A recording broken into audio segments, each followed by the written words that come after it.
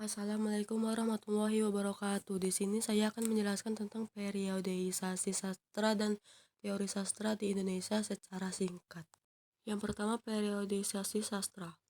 1. Pujangga Lama. Angkatan ini menghasilkan berbagai karya sastra sebelum abad ke-20. Pada umumnya menggunakan bahasa Melayu dengan kebudayaan Islam yang mendominasi. 2. Melayu Lama.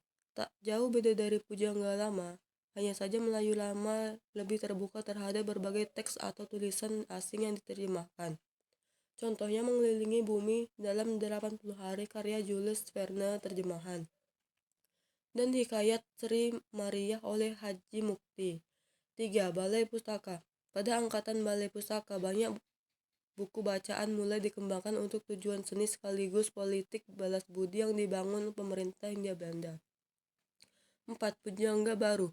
Pujangga baru muncul sebagai reaksi atas banyaknya sensor yang dilakukan oleh Balai Pustaka terhadap karya tulis sastrawan pada masa tersebut. Sastra Pujangga baru adalah sastra intelektual, nasionalistik, dan elitistik. Angkatan 1945. Karya sastra angkatan ini sering mengangkat berbagai tema nasionalisme dalam tulisannya. 6. Angkatan 1950-1960. Pada angkatan ini muncul gerakan komunis di kalangan sastrawan yang bergabung dalam lembaga kebudayaan rakyat atau Lektra, yang berkonsep sastra realisme sosialis. Ciri angkatan ini adalah karya sastra yang didominasi oleh cerita pendek dan kumpulan puisi. 7. Angkatan 1966 sampai 1970. Banyak karya sastra pada angkatan ini yang sangat beragam dalam aliran sastra, dengan munculnya karya sastra beraliran surrealistik, arus kesadaran, arketip, dan absurd. 8. Angkatan 1980 sampai 1990. Karya sastra Indonesia pada kurun waktu setelah tahun 1980 ditandai dengan banyaknya roman percintaan dengan sastrawan wanita yang menonjol dalam masa itu. Namun tidak boleh dilupakan, pada era 1980-an ini juga tumbuh sastra yang beraliran pop.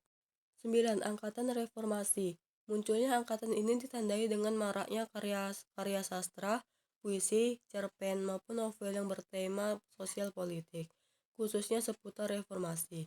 Proses reformasi politik yang dimulai pada tahun 1998 banyak melatar belakangi kelahiran karya-karya sastra, puisi, cerpen, dan novel pada masa itu. 10. Angkatan 2000-an. Memasuki angkatan 2000, gaya bersastra semakin mengandalkan kekuatan literasi dan mengungkapkan cerita secara estetik. Selanjutnya, teori sastra. 1. Teori strukturalisme. Teori strukturalisme ini muncul melalui adanya pandangan bahwa karya sastra itu merupakan bentuk dari unsur-unsur yang kompleks dan bersistem. Teori ini menitik beratkan perhatiannya terhadap struktur yang terkandung dalam teks karya sastra. Maka dari itu, teori strukturalisme atau teori sastra struktural adalah teori yang digunakan untuk menganalisis unsur-unsur pembangun dalam karya sastra itu sendiri. Unsur-unsur yang berada di dalam intrinsik dan di luar ekstrinsik karya sastra tidak dapat dipisahkan. Keduanya seolah disatukan melalui tulisan. Unsur intrinsik yaitu alur, tokoh, dan latar. Lalu unsur ekstrinsik yaitu latar belakang pengarang dan masyarakat dan nilai-nilai dalam cerita. 2. Teori psikologi sastra. Psikologi sastra merupakan teori yang menitik beratkan pada unsur kejiwaan yang ada di dalam sebuah karya sastra. Unsur kejiwaan tersebut berkaitan dengan 3 hal, yakni pengarang, ekspresif, karya sastra itu sendiri atau tekstual, dan pembaca itu sendiri. Konflik-konflik kejiwaan yang dialami tokoh dalam cerita dapat dipandang sebagai representasi konflik kejiwaan pengarangnya. 3. Teori sosiologi sastra. Teori sosiologi sastra merupakan ilmu yang mempelajari sebuah karya sastra berdasarkan realitas sosial yang terjadi.